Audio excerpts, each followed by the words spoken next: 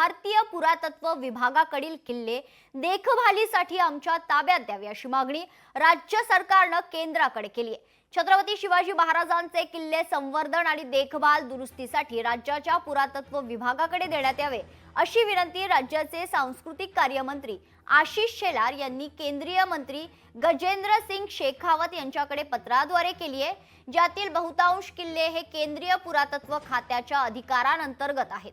त्यामुळे या किल्ल्यांची डागडुजी किंवा विकास हा पुरातत्व खात्याच्या परवानगीशिवाय होऊ शकत नाही।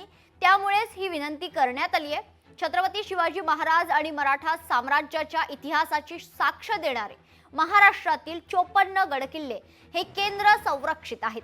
ते सध्या केंद्रीय पुरातत्व खात्याकडे आहेत, तर 62 गडकिल्ले राज्य संरक्षित असून ते राज्य सरकारच्या अधिपत्याखाली आहेत।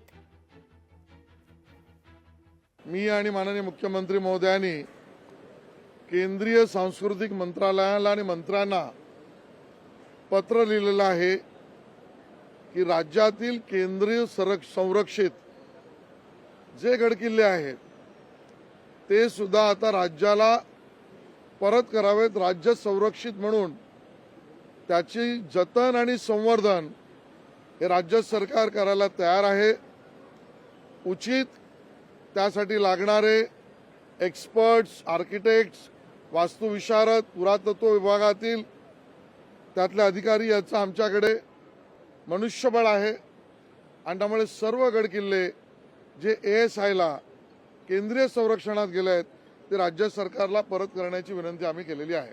छत्रपती शिवाजी महाराजांचे गडकोट किल्ले जे आहेत हे गडकोट किल्ले त्याचं संवर्धन जतन ही सरकारची भूमिका आहे। शेवटी छत्रपती शिवाजी महाराज हे आपलं आराध्य दैवत आहे आणि त्यांचा इतिहास त्याचं जतन संवर्धन झालं पाहिजे। नगर विकास विभागाच्या माध्यमातून तात्काळ त्या छत्रपती शिवाजी महाराजांचा स्टॅच्यू पुतळा असेल, त्याचबरोबर तिथलं स्मारक असेल, त्याला 10 कोटी रुपये आपण तात्काळ त्यांना दिलेले आहेत आणि त्याचं काम देखील तात्काळ सुरू होईल। लोकशाही मराठी ऐका, पहा, जागरूक रहा।